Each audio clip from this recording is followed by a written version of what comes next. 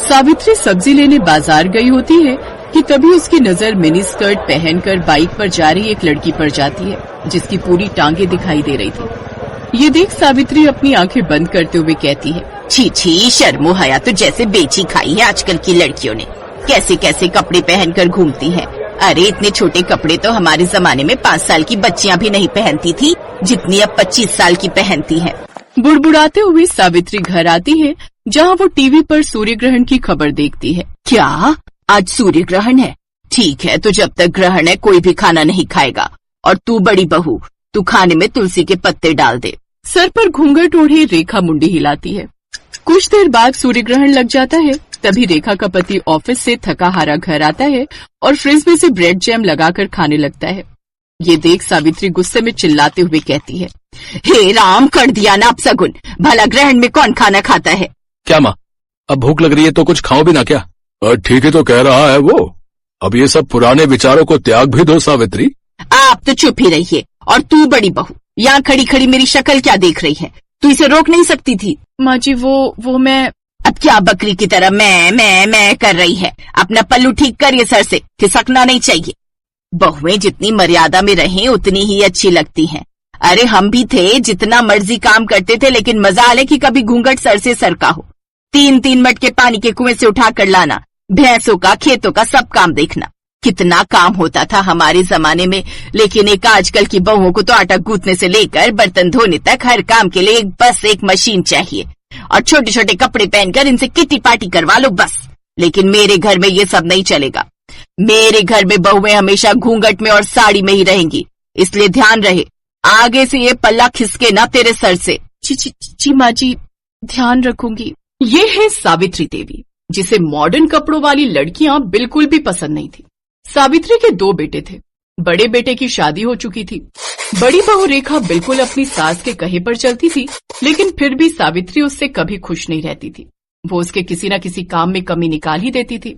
एक रोज जब रेखा अपने कमरे में दिन में आराम कर रही थी तो सावित्री अचानक से उसके कमरे में आती है। तब रेखा करवट बदल रही होती है, जिससे उसकी कमर दिख जाती है।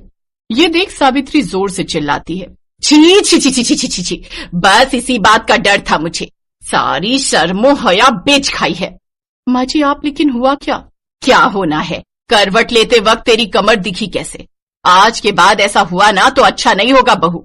और इस तरह बंदिशों में रेखा ने अपनी शादी का पूरा 1 साल काट लिया।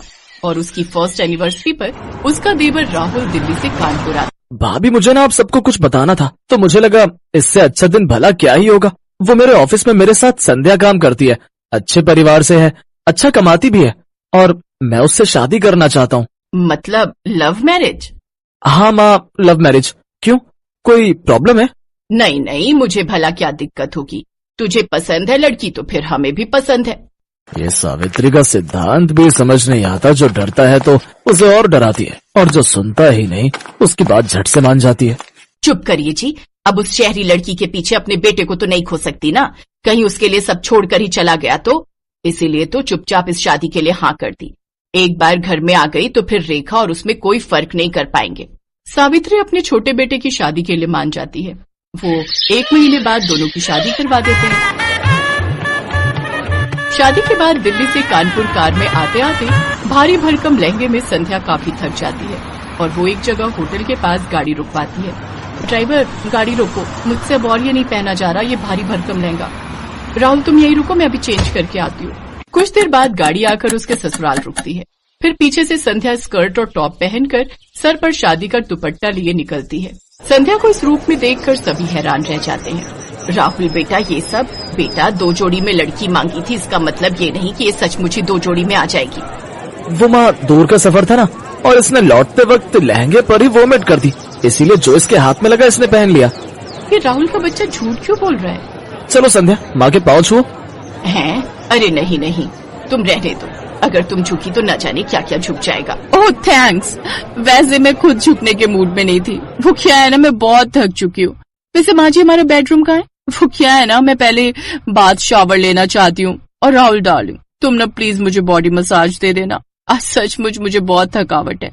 बताओ ना माँ जी, बेडरूम कहाँ है? संध्या, बस 2 मिनट, माँ गृह प्रवेश कर ले। ओ प्लीज, थोड़ा जल्दी कीजिए ये सब formalities. I am really so tired. Savitri को मन ही मन बहुत गुस्सा आ रहा था, लेकिन वो कर भी क्या सकती थी। उसने चुपचाप उनका गृह प्रवेश करवाया और बहू बनकर संध्या अपने ससुराल आ जाती है। लेकिन संध्या के कपड़े देख सावित्री डर गई। ये नई बहू तो कुछ ज्यादा ही मॉडर्न कपड़े पहनती है। अरे पढ़ी लिखी नौकरी वाली है तो क्या हुआ, सर पर नाचेगी, जो मर्जी रुमाल जितने कपड़े पहनेगी। कहीं कल मुंह दिखाई पर इसने कुछ बेढंगे से कपड़े पहन लिए तो नहीं, इसे मुझे ठीक करना ही होगा। ये सोचकर सावित्री संध्या के कमरे में जाती है। अरे नई बहू, दिखा तो कल मुंह दिखाई पर क्या पहनने वाली है। ये वाली साड़ी कैसी है माँ जी? अच्छी है, लेकिन काला रंग, शादी के बाद ये सब रंग ना कुछ अच्छे नहीं लगते। और वैसे भी ये सिर्फ ब्लैक नहीं है, देखो इसके बॉर्डर पर रेड कलर भी है। जो भी हो, लेकिन तू ऐसी साड़ी नहीं पहनेगी। चल अब मुझे अपनी साड़ियां दिखा, मैं बताती हूँ तुझे कौन सी पहननी है। संध्या सावित्री को अपनी सभी साड़ियां दिखाती है, जिसमें से गुलाबी रंग की साड़ी देख सावित्री कहती है, हाँ ये वाली, ये अच्छी रहेगी, इसे ही पहन तू। जी माँ जी। शादी के तुरंत बाद सास का ऐसा बदलता रवैया देख संध्या हैरान थी। सावित्री ने संध्या की साड़ी तो देख ली, लेकिन वो ये नहीं जानती थी कि उसका ब्लाउज कितना हॉट बना है। शाम को मुंह दिखाई पर संध्या वो गुलाबी साड़ी हॉट ब्लाउज के साथ पहनती है। ये देख सावित्री उसकी साड़ी अच्छे से बांधती है। अरे बहू, ये सर पर पल्ला कर ले, सब मेहमान आएंगे ना तो उनके सामने यूं सर ढके घूमना अच्छा नहीं लगता। संध्या साड़ी पहनकर सर पर घूंघट रखकर बाहर आती है। ये देख मोहल्ले की औरतें बात करती हैं। मान गए सावित्री तुझे, मुझे तो लगा था कि ये मुंह दिखाई पर भी मिनी स्कर्ट पहनकर आएगी, लेकिन तूने तो एक दिन में इसे साड़ी पहनना और घूंघट रखना भी सिखा दिया। अरे मेरा नाम सावित्री है, सावित्री। अच्छा संध्या बहू, चल अब इन सबके पांव छूकर आशीर्वाद लो। सावित्री सबके पांव छूकर आशीर्वाद लेती है, लेकिन संध्या ये नहीं जानती थी कि उसकी सास किस खेत की मूली है। एक बार जो उसने साड़ी पहन ली तो फिर वेस्टर्न कपड़ों का नंबर तो कभी आने वाला है ही नहीं। अगले दिन उन सबको मंदिर जाना था, इसलिए रात को ही संध्या अपनी सास से जाकर पूछती है कि कल उसे क्या पहनना चाहिए। तुझे क्या पहनना है क्या नहीं ये सब तो बात की बात है, लेकिन तू इस नाइट ड्रेस में बाहर कैसे आ गई? हमारे घर में ये सब नहीं चलता। लेकिन राहुल ने तो मुझसे कहा था कि मैं जो मर्जी पहन सकती हूँ। अरे उसे क्या पता इन सब के बारे में, रहा भी है वो इस घर में, बचपन से तो पहले पढ़ाई के लिए हॉस्टल में और फिर नौकरी के चक्कर में बाहर। तू उसकी बीवी है पर बहू मेरी है और इस घर में मेरी ही चलती है। संध्या उदास हो जाती है और वो अपने कमरे में चली जाती है। उसे उदास देख उसकी जेठानी भी उसके पीछे पीछे उसके कमरे में चली जाती है। उदास मत हो संध्या, इस घर का नाम ऐसे ही सावित्री निवास नहीं पड़ा है, यहाँ बस माँ जी की ही चलती है। उनसे पूछे बिना तो मैं खाना तक नहीं बना सकती, तो कपड़े तो दूर की बात है। अब कपड़े चेंज करके साड़ी पहन लो और किचन में आ जाओ। मुझे नहीं लगता अब वो तुम्हें कभी भी वेस्टर्न ड्रेसेस पहनने देंगी। ऐसे कैसे नहीं पहन सकती? अब तो बस हफ्ता भर में ये साड़ी पहनूंगी, उसके बाद बिल्कुल नहीं। एक हफ्ते बाद राहुल संध्या के साथ हनीमून ट्रिप प्लान करता है। सच में संध्या बहुत मजा आएगा, कश्मीर सच में बहुत खूबसूरत है। अच्छा अब तुम पैकिंग कर लो। संध्या अपनी पैकिंग कर लेती है। फिर जब ये बात सावित्री को पता चलती है तो वो संध्या के पास आती है। अच्छा, कश्मीर जाने की तैयारी हो रही है, दिखा तो तूने क्या क्या रखा है वहां पहनने के लिए। वो क्या है ना, ध्यान रखना पड़ता है, कहीं तूने छोटे छोटे कपड़े रख लिए और तुझे सर्दी लग गई तो। वो तो मैं समझ ही गई थी कि बिना मेरे कपड़े चेक किए आप मुझे जाने कहाँ देंगी। संध्या हनीमून के लिए चली जाती है, लेकिन वो वहां जाकर कुछ वेस्टर्न कपड़े खरीद लेती है और अपनी ढेर सारी फोटोज लेती है। लेकिन एक रोज उसकी सास वो फोटोज देख लेती है और वो संध्या पर खूब गुस्सा होती है। लेकिन तभी वहां सावित्री की सास रत्ना आ जाती है, जो काफी बूढ़ी होती है, लेकिन उन्होंने भी टी शर्ट और पैजामा पहना होता है, साथ ही चश्मा भी लगाया होता है। बताओ भला क्या बुराई है इन कपड़ों में? मुझे देखो, मैं क्या इन कपड़ों में बुरी लग रही हूँ क्या? अरे जब मैं गांव में रहकर ऐसे कपड़े पहन सकती हूँ तो फिर मेरे पोते की बहू क्यों नहीं? और तू जानती है आज क्या हुआ? जब मैं रेलवे स्टेशन से लौट रही थी तो साड़ी पहने एक लड़की बाइक पर बैठी थी, उसकी साड़ी बाइक में फंस गई और वो नीचे गिर गई, जिससे उसे थोड़ी चोट आ गई। और वो कोई और नहीं, हमारी बड़ी बहू रेखा है। अभी अस्पताल में भर्ती करवा कर आई हूँ उसे। जमाने के साथ अपनी सोच बदल सावित्री। ये सब बातें सुन सावित्री को अपनी गलती का एहसास होता है और अब वो कभी भी अपनी बहुओं को उनकी मर्जी के कपड़े पहनने से नहीं रोकती। एक समय की बात है, एक गरीब विधवा औरत अपने बेटे के साथ रहती थी। उसका बेटा रोहन काम नहीं करता था क्योंकि वो बहुत आलसी था। इसी वजह से उनके पास पैसे नहीं थे। रोहन, खाने को कुछ है, मुझे भूख लगी है। दिन गुजरते गए, वो लोग और गरीब हो गए। एक वक्त आया जब उन्हें अपनी गाय गौरी बेचनी पड़ी क्योंकि वो उसे खिला नहीं पा रहे थे। रोहन की माँ ने उसे कहा कि गाय को बाजार ले जाकर सबसे अच्छे दाम में बेचना, शायद फिर वो खाने के लिए कुछ खरीद पाते। बाजार जाते समय रोहन को एक अजीब दिखने वाला बूढ़ा मिला। उस बूढ़े आदमी ने गाय की तरफ देखा और रोहन से कहा, हेलो मेरे बच्चे, अगर तुम मुझे तुम्हारी गाय दोगे तो मैं इसके बदले में तुम्हें काफी कीमती चीज दूंगा। रोहन ये सुनकर काफी खुश हुआ। बूढ़े आदमी ने 5 बीन्स अपनी जेब से निकाले। ये जादुई बीन्स है। रोहन को उस पर पहले तो विश्वास नहीं हुआ, पर वो बूढ़ा इंसान बोला, सुनो मेरे बच्चे, तुम एक अच्छे और तेज लड़के हो। ये जादुई बीन्स ले लो, तुम्हें अफसोस नहीं होगा, मुझ पर यकीन करो। रोहन ने उस पर विश्वास किया और उन जादुई बीन्स के बदले अपनी गाय गौरी उसे दे दी। अपने काम से खुश होकर रोहन घर की तरफ दौड़ा। रोहन, माँ देखो मैं क्या लाया हूँ। रोहन को इतना खुश देखकर उसकी माँ को लगा कि वो गाय को बहुत ही अच्छे दाम में बेचकर आया है। जब रोहन ने अपनी माँ को जादुई बीन्स दिखाए तो वो नाराज हो गई। उसने उन जादुई बीन्स को गार्डन में फेंक दिया और रोहन से कहा कि वो अपने कमरे में जाए। तुम अपने कमरे में ही रहोगे जब तक मैं तुम्हें बाहर आने को नहीं कहती। आज तुम्हें कोई खाना नहीं मिलेगा। सुबह रोहन ने अपनी खिड़की से बाहर झांका तो वो हैरान हो गया। उसके कमरे की खिड़की से उसने देखा कि एक पौधा बहुत तेजी से बढ़ रहा है। ये ना तो कोई साधारण पेड़ था, ना कोई फूल, ये जादुई बीन का पेड़ था। रोहन ने उस विशाल बीन के पेड़ पर छलांग लगाई और उसके टेढ़े मेढ़े पत्तों पर सीढ़ियों की तरह चढ़ने लगा। कुछ देर चढ़ने के बाद उसने अपने आप को एक अजीब जगह पाया। वहां सब कुछ बड़ा था। उसने एक फूलों से भरा रास्ता देखा जिसके किनारे पर एक बड़ा सा घर था। रोहन घर की तरफ पहुंचा और उसने दरवाजा खटखटाया। एक विशाल औरत ने अंदर से जवाब दिया, रोहन, मैं आपसे पूछने वाला था कि आपके पास कुछ खाने को होगा। औरत बोली, मेरे पति के आने से पहले जाना होगा यहाँ से। मेरे पति को छोटे बच्चे बहुत पसंद है, वो उन्हें खा जाते हैं। रोहन बहुत डरा हुआ था पर उतना ही भूखा भी था। जैसे ही वो कुछ खाने के लिए टेबल पर बैठा, उसने सुना कि कोई गहरी आवाज में बाहर बात कर रहा था। दैत्य, मुझे बच्चे की खुशबू आ रही है। कच्चा या पक्का कुछ भी चलेगा, मैं उनको ढूंढ के ही रहूंगा। उस औरत ने रोहन से कहा, अभी के अभी ओवन में जाकर छुप जाओ बच्चे। रोहन ओवन में जाकर छुप गया। वो भयानक दैत्य किचन में जाकर सूंघने लगा। दैत्य, मुझे बच्चे की खुशबू आ रही है। पत्नी बोली, अरे क्या कह रहे हो जी, शायद आपको उस मीट की खुशबू आ रही है जो मैंने अभी बिल्ली को खिलाया था। खाना हो जाने पर वो भयानक दैत्य अपने सोने के सिक्के गिनने लगा। कुछ देर बाद वो गिनते गिनते थक गया और सो गया। रोहन ओवन से बाहर आया और उसने सोने के बैग को उठा लिया। उसने बैग को बीन के पेड़ के नीचे फेंका और खुद पेड़ से नीचे उतरने लगा। रोहन की माँ ने सोने को देखा तो वो बहुत खुश हुई। उस दिन के बाद वो कभी गरीब नहीं रहे। लेकिन कुछ महीनों बाद जो भी सोना उनके पास था वो खत्म हो गया।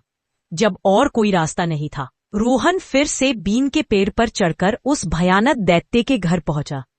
दैत्य की पत्नी ने कहा, पिछली बार जब तुम यहाँ आए थे तब हमारा एक सोने का बैग चोरी हो गया था, पर फिर भी उसने रोहन को प्यार से अंदर बुलाया। थोड़ी देर में भयानक दैत्य घर पहुंचा। दैत्य, मुझे बच्चे की खुशबू आ रही है। कच्चा या पक्का कुछ भी चलेगा, मैं उनको ढूंढ के ही रहूंगा। दैत्य की आवाज सुनते ही रोहन ओवन में जाकर छुप गया। खाना हो जाने पर दैत्य ने अपनी पत्नी से मुर्गी लाने को कहा।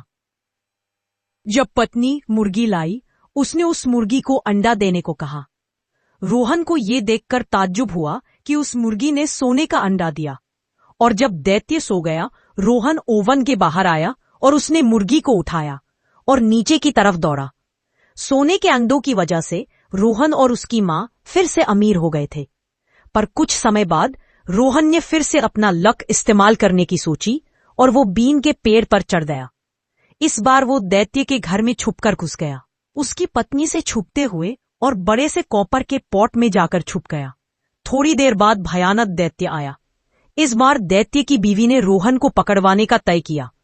अगर कोई बच्चा है तो शायद ओवन में होगा, लेकिन रोहन कहीं और छुपा था। दैत्य और उसकी पत्नी ने सारा घर छान लिया, पर उन्हें कोई बच्चा नहीं मिला। खाने के बाद दैत्य ने सोने की वीणा टेबल पर रखी और उसे बजाने का आदेश दिया। वीणा बजने लगी और दैत्य सो गया। इस बार रोहन को ये वीणा किसी भी कीमत पर हासिल करनी थी। वो दैत्य के घुटनों पर चढ़ता हुआ टेबल पर पहुंचा, लेकिन कुछ ऐसा हुआ जो वो सोच भी नहीं सकता था।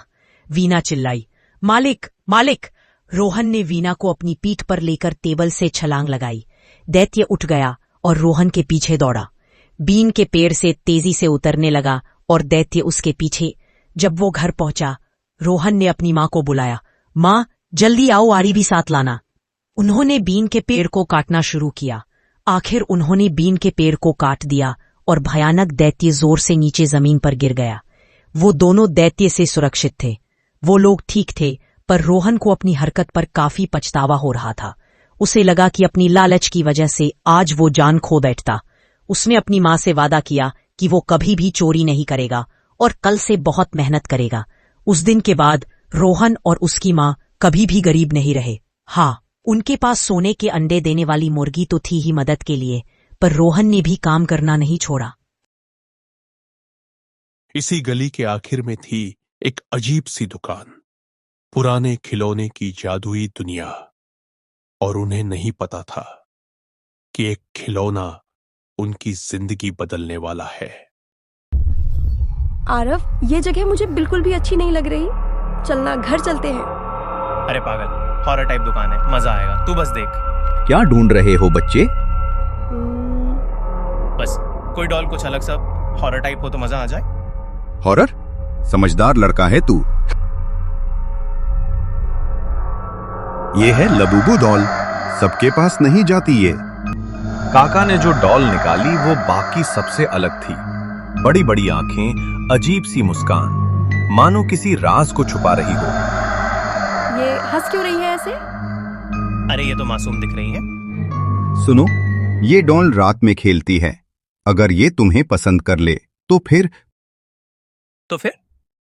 फिर ये तुम्हें कभी छोड़ती नहीं। हम कोई और ले लें प्लीज? कितना है काका? पैसों से ज्यादा हिम्मत चाहिए इसे रखने की। 300 रुपए दे दो, ले जाओ। आरव पैसे देता है। याद रखना, रात के बाद इसके साथ छुपन छुपाई मत खेलना, कभी भी नहीं।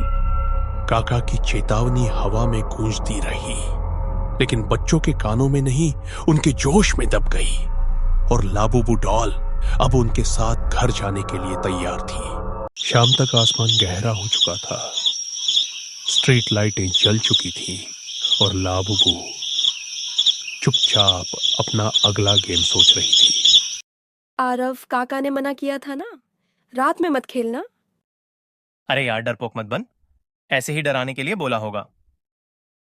आ गए तुम लोग, क्या लाए हो? एक डॉल, हॉरर वाली। हॉरर हॉरर बस यही चलता है तुम्हारे दिमाग में। रख दो, रात हो गई है, खाना खाकर सो जाओ। मम्मी, वो काका अजीब था। बच्चों ने डॉल को हंसी मजाक में लिया। मां के लिए वो सिर्फ एक खिलौना थी, लेकिन लाबूबू के लिए ये बस शुरुआत थी। आरव डॉल को अपने कमरे की शेल्फ पर रखता है। रात गहरी हो चुकी थी, शहर की आवाजें धीमी हो गई थी और ऐसे ही सन्नाटे में कुछ आवाजें साफ सुनाई देती हैं, जो शायद सुननी ही नहीं चाहिए। द्रिया, हंस क्यों रही है? मैं तो सो रही हूँ। कमरे की शेल्फ पर रखी लाबूबू हल्की सी हिली, जैसे किसी ने उसे छुआ हो या जैसे वो खुद उठना चाहती हो। हवा में हिली होगी, लेकिन अगर सच में जिंदा होना तो बड़ा मजेदार होगा। आरव के लिए यह सिर्फ मजाक था, लेकिन लाबूबू के लिए यह निमंत्रण था गेम शुरू करने का। सुबह की धूप अक्सर रात के डर को मिटा देती है, और उस दिन डर ही एक नई शुरुआत करने वाला था। अरे लाबूबू कहाँ गई? क्या हुआ? डॉल यहाँ थी, रात को यहीं रखा था कसम से। तू ही कहीं रख के भूल गया होगा। आरव को यकीन था कि उसने डॉल वहीं रखी थी, पर कमरा खाली था, शेल्फ खाली थी और किसी को यह नहीं पता था कि लाबूबू अब बिस्तर के नीचे से उन्हें देख रही थी। पर उस दिन घर के हर कमरे में एक और मेहमान घूम रहा था जिसे किसी ने बुलाया तो था, पर स्वागत के लिए तैयार कोई नहीं था। आरव, क्या हुआ? ये देख, ये यहाँ कैसे आई? देख, मैंने तो नहीं रखा यहाँ, शायद मम्मी ने रखी होगी। मैंने तो छुआ भी नहीं उस डॉल को। तीनों के जवाब अलग थे, पर सवाल एक ही था, डॉल यहां आई कैसे? और लाबूबू बस मुस्कुरा रही थी। दूसरी रात डर अब भी हल्का था और जिज्ञासा अब भी ज्यादा। अगर तू सच में हॉरर डॉल है ना, तो कुछ करके दिखा। चल तेरे साथ गेम खेलते हैं, छुपन छुपाई। पागल हो गया है क्या? काका ने मना किया था। वो बस ड्रामा कर रहा था। लाबूबू, चलो आज रात से हमारा गेम शुरू। अगर तू जीत गई तो हमेशा हमारे साथ रहेगी। जैसे ही घड़ी ने 12 बजे, कमरे की हवा बदल गई, मानो किसी ने अदृश्य दरवाजा खोल दिया हो। गेम की दुनिया में इस बार छुपन छुपाई बच्चों के बीच नहीं थी, इस बार उनका साथी था, एक डॉल जो खुद नियम बना रही थी। ठीक है, मैं गिनता हूं, तू चुप। और लाबूबू तू भी। मुझे अच्छा नहीं लग रहा। 1, 2, 3, 10, 20, 30 आ रहा हूं। तू हंस रहा है क्या? नहीं, मैं तो तेरे पास ही हूं। जहां जहां टॉर्च की रोशनी जाती, लाबूबू की परछाई बस एक पल को दिखती और फिर गायब हो जाती, जैसे वो उन्हें छेड़ रही हो। आरव, मैंने उसे देखा किचन में। कहां? अभी तो थी। कभी कभी डर सिर्फ चीजों की जगह बदलने तक सीमित नहीं रहता, कभी वो लिखने भी लगता है, दीवारों पर और दिमाग पर। ये किसने लिखा? मैंने नहीं, तूने। मुझे क्यों लगेगा ये मजेदार? लाबूबू ने अब साफ कर दिया था, ये सिर्फ एक खिलौना नहीं, ये गेम की मास्टर है। और ये गेम बच्चों से ज्यादा उनके डर के साथ खेल रहा था। जब डर हद से बढ़ जाता है तो अक्सर बड़े उसे नाटक समझ लेते हैं, पर हर नाटक कहानी नहीं होता, कभी कभी वो चेतावनी भी होता है। तुम दोनों रात के 1 बजे क्या तमाशा कर रहे हो? मम्मी, ये डॉल ये अपने आप घूमती है, लिखती है। बस बहुत हो गया। ये किसी ने क्रेयॉन से लिखा और तुम ब्लेम डॉल पे कर रहे हो। अब ये यहीं रहेगी, कोई इसे छुएगा भी नहीं, समझे? माँ ने सोचा दरवाजा बंद कर देने से मसला खत्म हो जाएगा, पर कुछ चीजें दरवाजों से नहीं रुकती, खासकर वो जो तुम्हारे डर के अंदर घर बना चुकी हो। रात का वो हिस्सा जब ज्यादातर लोग गहरी नींद में होते हैं और जो जाग रहे हो उन्हें अक्सर वही चीजें दिखती हैं जो दूसरों को नहीं दिखती। आरव, शायद चूहा होगा।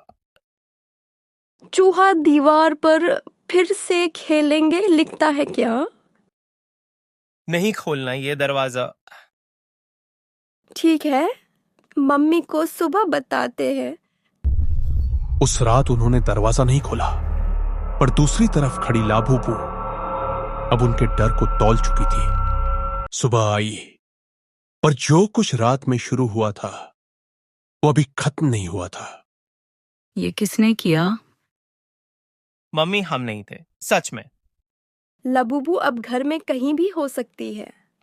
अब ये बात साफ थी, डॉल को कैद नहीं किया जा सकता, क्योंकि वो सिर्फ स्टोर रूम में नहीं, पूरे घर में घूम रही थी। डर से भागना आसान है, पर उससे जीतना हो तो उसके नियम समझने पड़ते हैं।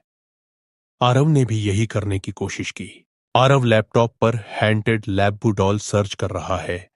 पुराना ब्लॉग दिखता है। अगर लाबूबू डॉल तुम्हारे साथ गेम शुरू करे तो गेम खत्म किए बिना वो नहीं जाएगी। आखिरी गेम सच या छुपन छुपाई, अगर तुम डर कर भाग गए तो वो हमेशा के लिए तुम्हारे साथ रह जाएगी। रिया, हमें उसका गेम खत्म करना होगा। कैसे? अगर हम उसे ढूंढ लें और सच बोल दें कि हमें उससे खेलना ही नहीं, तो शायद वो चली जाए। चलो आखिरी बार खेलते हैं।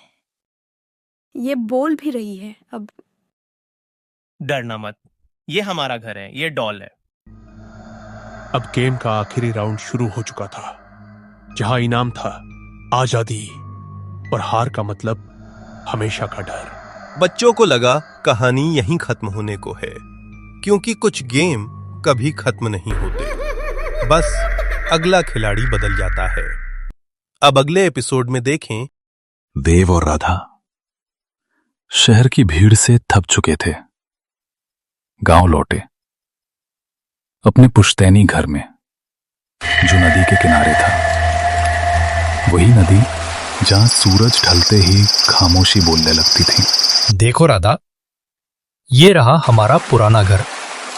पिताजी के जाने के बाद किसी ने इसे छुआ तक नहीं। घर तो अच्छा है देव, पर ये नदी का पानी इतना काला क्यों है? अरे गांव की मिट्टी है राधा, डर मत, अब ये घर हमारा है। देव, किसी के रोने की आवाज आई क्या? अरे हवा है शायद, चलो अंदर चलते हैं। रात गहरी थी। राधा की नींद अचानक टूटी। नदी की तरफ से वही सिसकियां, वही कराह। वो उठी और खिड़की से झांका। कौन है वहाँ? कोई है क्या? देव, उठो देव। क्या हुआ अब राधा? वो कोई औरत खड़ी थी नदी में। अरे पगली, तूने सपना देखा होगा, सो जा। सुबह देव खेत गया। गांव वालों की निगाहें उस पर टिकी थीं, जैसे कोई बड़ा राज छुपा हो। देव भाई, तूने नदी के पास ही घर लिया? हाँ, क्यों? कुछ गलत है क्या? कहते हैं उस नदी में मुक्ता नाम की औरत डूबी थी, जिसे उसके पति ने बांधकर मार दिया था। उसकी आत्मा आज भी वहां है बेटा। हर औरत जो उस घर में आती है वो उसी में बस जाती है। काकी, मैं इन बातों पर यकीन नहीं करता। उस रात राधा देर तक नदी को निहारती रही। देव ने देखा वो कुछ बुदबुदा रही थी। राधा, इतनी रात को नदी पर क्यों खड़ी हो? वो मुझसे बात करती है देव। कहती है वो मुझे अकेला नहीं छोड़ेगी। राधा, अब बहुत हुआ, कल पंडित जी को बुलाता हूँ। बेटा, ये घर शांत नहीं है, इस नदी की आत्मा अशांत है। आज रात हवन करना होगा। ठीक है पंडित जी। पूजा से आत्मा नहीं डरती, मैं नहीं डरती। तू मेरा कुछ नहीं बिगाड़ सकता।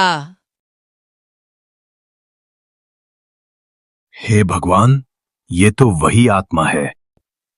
अब राधा का चेहरा बदल चुका था। उसकी आंखों में खालीपन, होठों पर अजीब मुस्कान थी। राधा, घर चलो, ये नदी तेरे लिए नहीं है।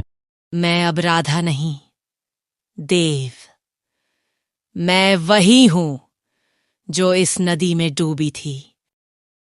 मुक्ता, अगर तू सच में आत्मा है तो मेरी पत्नी को छोड़ दे। तेरी पत्नी अब मेरी है। अब राधा पूरी तरह बदल चुकी थी। वो घंटों नदी के अंदर रहती, बिना सांस के। देव डर चुका था। राधा, घर चल, ये पानी तेरी जान ले लेगा। नदी ने मुझे जन्म दिया है देव, मैं अब इसकी हूं।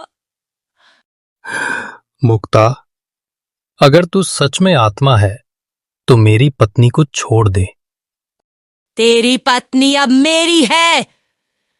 जिसकी मौत इस पानी में हुई, उसकी जिंदगी भी यहीं से निकलेगी। देव ने आखिरी कोशिश की। तेल लेकर नदी किनारे पहुंचा। अगर तू मेरी पत्नी को नहीं छोड़ेगी तो मैं इस नदी को जला दूंगा। नहीं, ये नदी मेरा घर है। राधा, माफ कर देना, मुझे मजबूर मत कर।